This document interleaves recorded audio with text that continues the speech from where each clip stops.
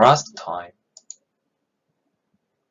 we present about internal designs of One World Trade Center, and at this time, we will present the design more detailedly about One World Trade Center. At first, we will present how the design is changed from the before terror to present One World Trade Center. Secondly, we will present background of why they choose that design. Finally, we will present the design as the perspective of structure and construction. First, let me talk about change of design. This is what the World Trade Center looked like before the terror. As you can see, the original Twin Towers were ugly. They were just two abstract concrete sticks. The towers were not popular during their lifetime. People disliked working in them. The windows were flanked by concrete projections only about shoulder wide apart. There was no peripheral view. The ground plaza was mostly deserted even on weekdays. So the construction of the new building was necessary. The picture shows the buildings that were initially planned. But now, you can see only these buildings standing tall. This is because it has been revised severely as the project went on and changed hands. The whole project is still very much in progress. Let me elaborate on this. The first design for Two World Trade Center had a slanted roof with 4 diamonds created by Foster and Partners. However, as the project progressed, the design was handed over to architect Bert Ingels, who is famous for box design, and Two World Trade Center, as shown in the picture, was designed. So far, we present about the process of design from past to now, but there are some curious points. Why they changed like the shape? Maybe there are some reasons. Let's know about it. The shape of the front and side of One World Trade Center is different. In particular, the side part of the left is reminiscent of an obelisk. The obelisk is an ancient monument made of a piece of rock. The One World Trade Center, which looks like an obelisk, is meant to commemorate the victims of the 9/11 terrorist attack. Also, David Child, who designed One World Trade Center, wanted to make all the facades out of glass so that the World Trade Center had a glorious resurrection. As you know, the One World Trade Center is covered with glass in all its parts. In buildings with a height of 3 meters or more, attaching a single large floor to ceiling glass panel to the exterior wall was the ultimate in splendor. Glass materials are more susceptible to wind than steel frames or brick.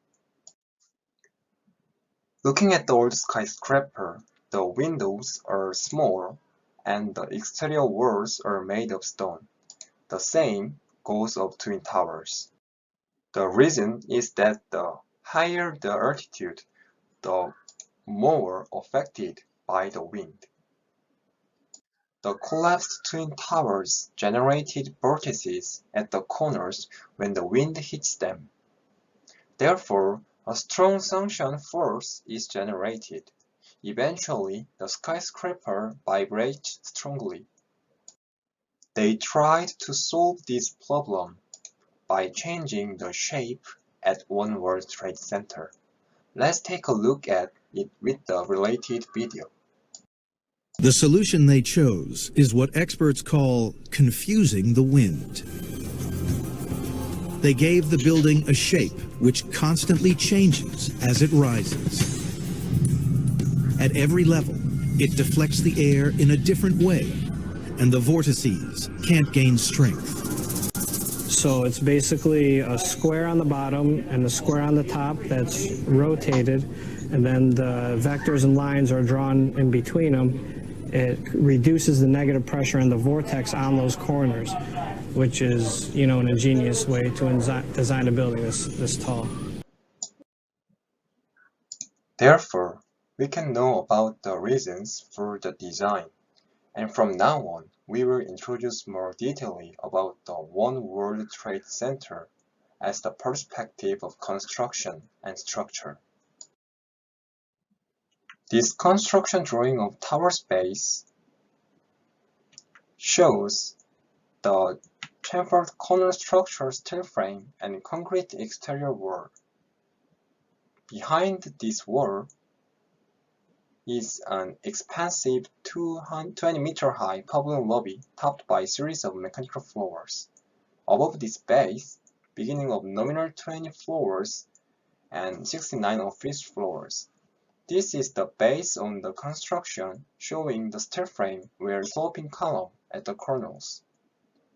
Close behind the massive exterior columns, we can see the timber framework for a concrete inner wall, to which we will talk in a second. Following the order of NYPD and for safety of entrances, between the perimeter columns, a windowless 15-meter-high concrete wall was placed.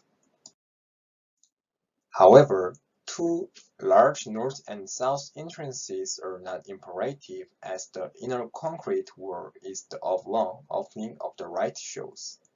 This is of all of which we have seen the formwork a moment ago. This photograph, taken before the exterior wall built, gives the better view of more than 2 feet thick inner wall, slotted allowed to daylight to penetrate. Interestingly, behind this wall, parts of the tower's extremely stronger central core is visible. This core is enclosed by 3 feet thick reinforced concrete all the way up to the tower. On the ground floor plan, the location of two inner walls behind the entrances is indicated by red bars. This is a view of inner wall from a distance. The windowless glass-latticed concrete walls created an aesthetic problem: how to avoid that the tower's base looked like a gigantic fortress. A unique alternative was conceived, consisting of angled glass fins from two linked to steel panels. Originally, the plan was to cover the base with clear prismatic glass panels to create dynamic shimmering glass surface.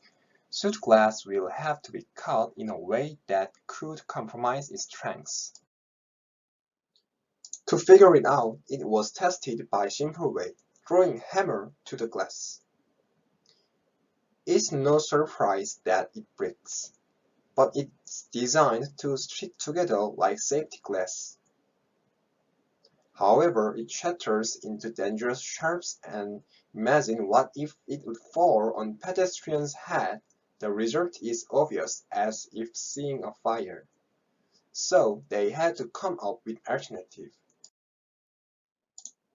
A solution has finally been found to the prismatic glass, which shatters when put to the test.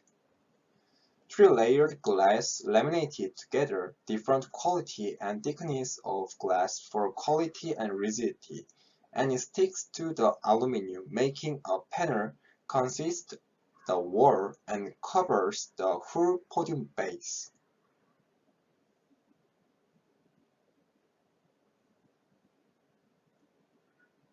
But unlike the curtain wall above, they are not flat. In order to let the air in and out of the mechanical system behind them, the panels are opened up. So far, we have looked at the One World Trade Center design. This is the end of the presentation. Thank you for listening.